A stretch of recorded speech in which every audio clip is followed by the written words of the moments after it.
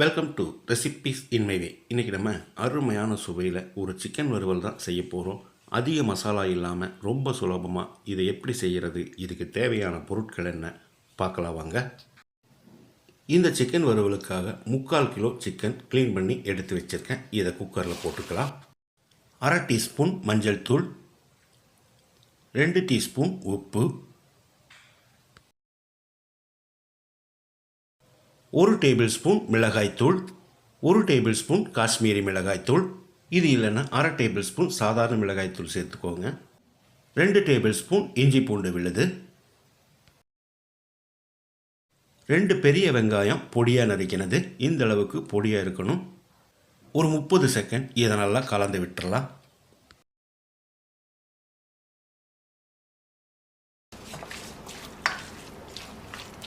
இப்போ இதில் 1/4 கப் அளவுக்கு தண்ணி ஊற்றிக்கலாம்.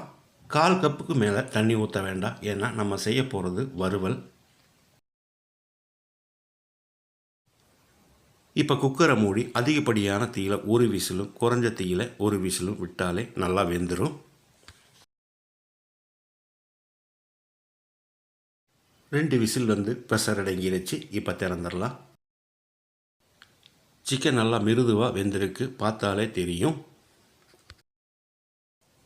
பேனில் 3 டேபிள் ஸ்பூன் எண்ணெய் ஊற்றிக்கலாம். இந்த சிக்கன் எண்ணெயிலேயே ஃப்ரை ஆகணும், அதனால தான் 3 டேபிள் ஸ்பூன். கொஞ்சமாக கருவேப்பிலை, 2 பச்சை மிளகாயை சேர்த்து பிரட்டி விட்டுறலாம்.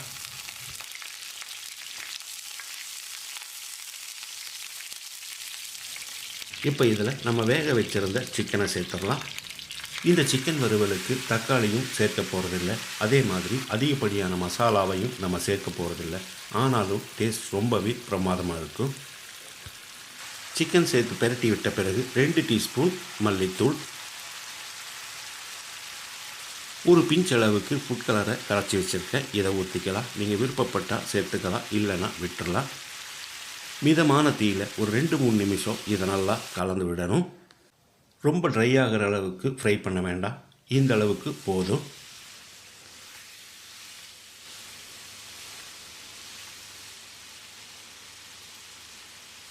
இப்போ இதில் 1/2 டீஸ்பூன் கரம் மசாலா,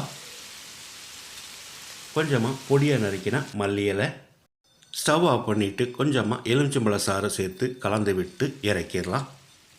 ரொம்ப சுலபமாக நான் செஞ்சுருக்கிற இந்த சிக்கன் வறுவலை இதே மாதிரி இதே அளவுகளோடு நீங்கள் செய்து பாருங்கள். இந்த வீடியோ பிடிச்சிருந்தால் லைக் பண்ணுங்கள், கமெண்ட் பண்ணுங்கள், ஷேர் பண்ணுங்கள். சப்ஸ்கிரைப் பண்ணாதவங்க சப்ஸ்கிரைப் பண்ணுங்கள். மறக்காமல் பெல் பட்டனை கிளிக் பண்ணுங்கள்.